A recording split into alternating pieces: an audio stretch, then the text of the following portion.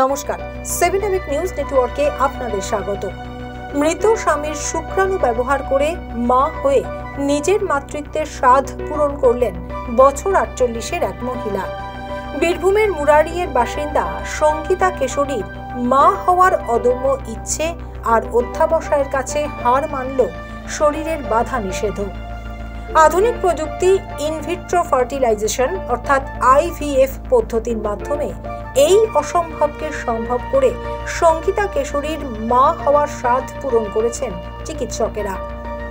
উত্তর 24 পরগনা জেলার নৈহাটির বাসিন্দা সঙ্গীতা কেশরীর বিয়ে হয়েছিল বীরভূমের মুরারিয়ের একটি প্রত্যন্ত গ্রামে। প্রায় 2 বছর আগে করোনায় স্বামীকে হারিয়েছেন তিনি। তবে স্বামী বেঁচে থাকাকালীনই সন্তান ধারণ নিয়ে সমস্যা ছিল। দীর্ঘদিন ধরেই IVF পদ্ধতিতে সন্তান লাভের চেষ্টা করছিলেন দম্পতি। সে সময় স্বামীর শুক্রাণু সংরক্ষণ করা হয়।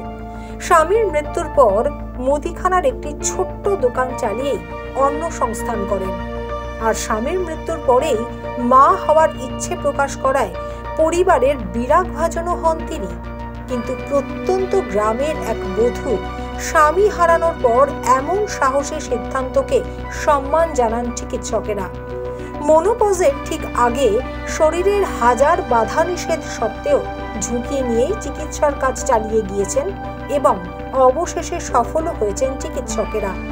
আর মা হওয়ার অদম্য ইচ্ছের জোরেই মৃত স্বামীর সংরক্ষণ করে রাখা শুক্রাণু দিয়েই মা হয়েছেন সঙ্গীতা। জন্ম দিয়েছেন সুস্থ সন্তানের। গত 11 ডিসেম্বর রামপুরহাট মেডিকেল কলেজ হাসপাতালে ফুটফুটে পুত্র সন্তানের জন্ম দিয়েছেন তিনি। তবে জন্মের পর সন্তান সুস্থ থাকলেও সদ্য মা হওয়ার পর তার শারীরিক অবস্থার অবনতি হলে রামপুরহাট মেডিকেল কলেজ হাসপাতালের ক্রিটিক্যাল কেয়ার ইউনিটে ভর্তি রয়েছেন তিনি। ধীরে ধীরে তার শারীরিক পরিস্থিতির উন্নতি হচ্ছে। তবে সঙ্গীতার সাহসী সিদ্ধান্তের প্রশংসা করেছেন চিকিৎসকেরাও। চিকিৎসক পলাশ দাস জানালেন, চিকিৎসা বিজ্ঞানের এই যে অভিনব ঘটনা, সেই ঘটনার আমরা সাক্ষী এবং অংশীদার।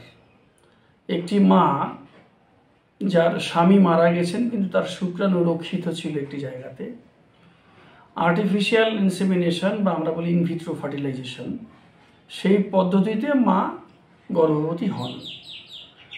এবং এই যুগে প্রত্যন্ত গ্রামের একটি মেয়ে এরকম একটি সিদ্ধান্ত নিয়ে চিকিৎসা বিজ্ঞানকে কাজে লাগিয়ে গর্ভবতী হয়েছেন এবং মা হয়েছেন, এটি একটি বিশেষ ঘটনা হিসেবে আমরা উল্লেখ করতেই পারি।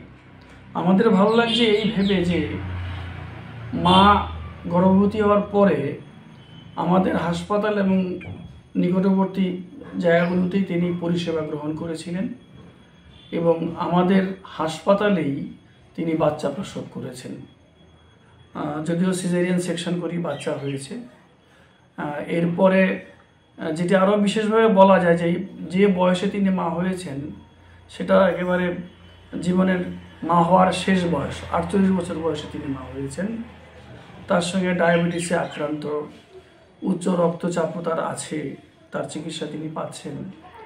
এইরকম একটি মা একটু কঠিন পরিস্থিতির মধ্য দিয়ে মা হয়েছেন এবং আমরা যখন এই আর্টিফিশিয়াল ইনসেমিনেশন বা ইনভিট্রো ফার্টিলাইজেশনের সঙ্গে যুক্ত হতে পারলাম, সেটা ভেবে আমাদের সত্যি আনন্দ হচ্ছে, আমরা গর্বিত এবং আমরা চাই এরকম যে মায়ের আর কেউ নেই, চারপাশে কেউ থাকছে না, তারা যদি এইরকমভাবে এগিয়ে আসেন তাহলে আমাদের সমাজের এই মানুষগুলো। আর তার এই সিদ্ধান্তের জন্য শ্বশুর বাড়ি মুখ ফিরিয়ে নিলেও পাশে রয়েছেন প্রতিবেশীরা আর আছেন তার দোকানের কর্মচারী রোহিত শেখ এবং রোহিতের মা। তারাই যত্ন সহকারে খেয়াল রাখছেন সদ্যজাতের। আর মৃত স্বামীর শুক্রাণু ব্যবহার করে সন্তান ধারণের সিদ্ধান্তের ক্ষেত্রে আইনগত দিক খতিয়ে দেখতেও হয়েছিল। সঙ্গীতা দেবীর এই লড়াইকে কুর্নিশ জানিয়ে রামপুরহাট আদালতের আইনজীবী অনিন্দ কান্তি সিংহ জানালেন, যে একজন মা কি করে নিজের জীবন বিপন্ন করে একটি সন্তানের জন্ম দিতে পারেন এবং সন্তানের নতুন প্রযুক্তিকে ব্যবহার করে, এবং যে প্রযুক্তি আমরা সকলেই জানি যে টেস্ট টিউব বেবির প্রযুক্তি, IVF ইনভিট্রো ফার্টিলাইজেশন তাকে বলে।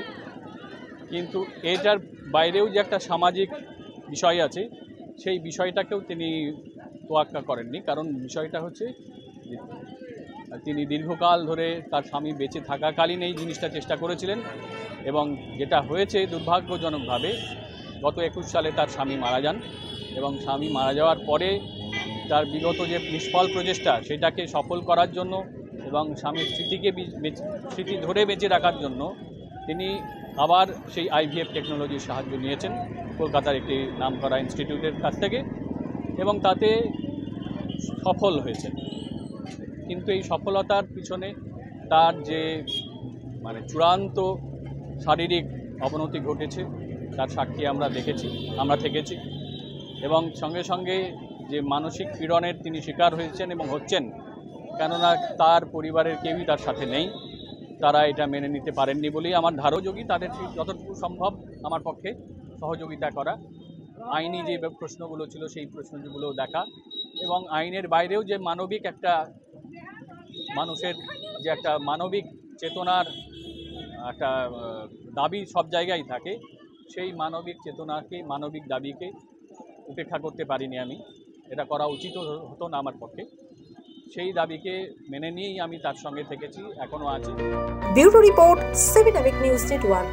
আরও বিভিন্ন খবরের আপডেট জানতে হলে অবশ্যই সাবস্ক্রাইব করুন 7 আওয়ার নিউজ নেটওয়ার্ক চ্যানেলটি, কারণ আপনাদের একটা সাবস্ক্রিপশন আমাদের কাছে অত্যন্ত মূল্যবান। জয় হিন্দ।